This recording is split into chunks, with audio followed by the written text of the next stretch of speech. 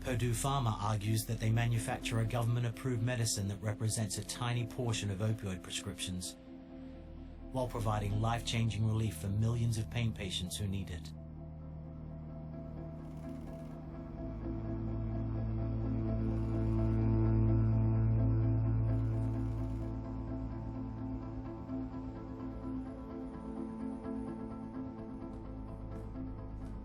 I don't think that we as a state, as a country, understood the depths and the extent to which the defendant members of the Sackler family and Purdue were engaged in this misconduct and how far-reaching it was. But now we know. This is an email conversation between then Purdue President Richard Sackler and an acquaintance around 2001. And the acquaintance writes, "Abusers die. Well, that is the choice that they made. I doubt a single one didn't know of the risks." And Richard Sackler writes back, "Abusers aren't the victims.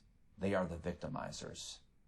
And I got to tell you, every time I read this email, it's hard to read. It's hard to stomach that somebody would write that about people that are suffering, people that are in real distress, and people that have died. And it's that kind of thinking that I think powered this company during that period and led to, a deceptive, fraudulent, misleading product development and marketing strategy that preyed on people and their misery and made money off of people's misery.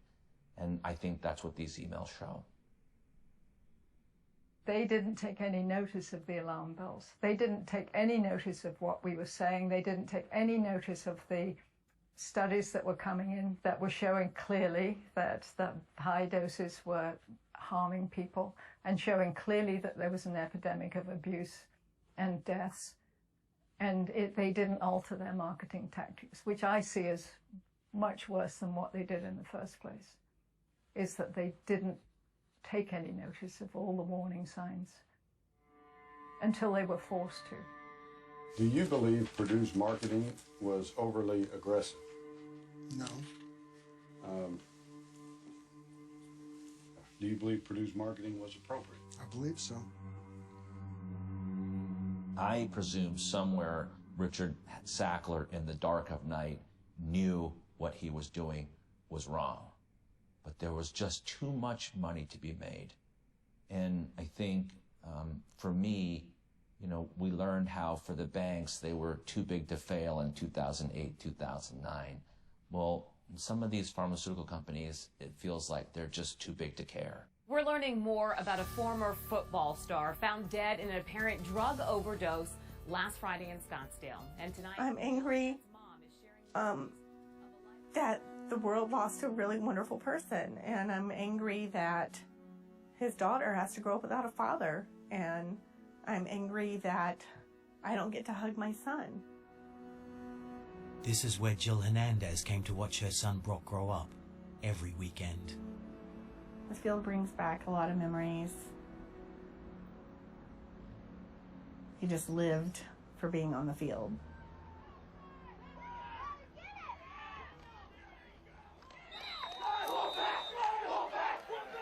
That's Brock, number 22, when he was 13 years old. I mean, he was just a gifted athlete.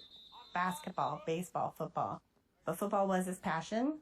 He was such a good player, and he gave his heart every single game, that there were injuries every year, or if not every season, for whatever he was playing.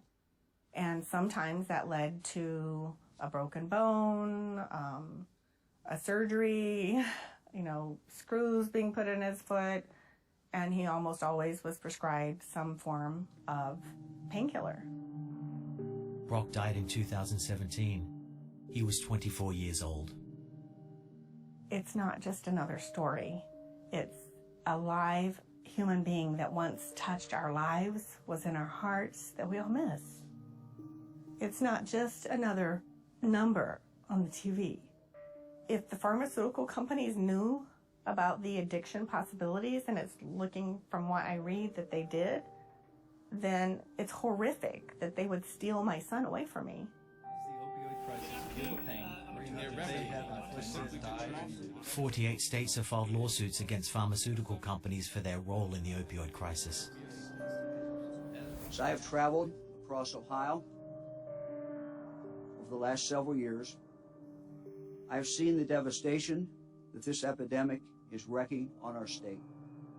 It is a human tragedy of epic proportion, ripping families apart, tearing at the fabric of our communities, and holding our state back.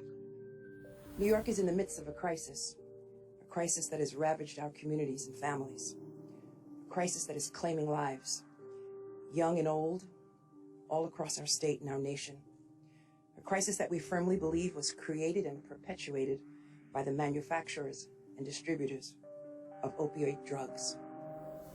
Today we're suing the giant, the pharma lord who created OxyContin. We believe the Sacklers' wrongful acts have directly contributed to the wake of addiction, death, and devastation in Indiana and across this country. Our complaint alleges that Purdue Pharma knew as early as the 1990s that one of their drugs, OxyContin, was among the most abused opioids in the country. This lawsuit contains detailed allegations about the Sackler family and their attempts to hide the vast fortunes they collected at the expense of actual lives.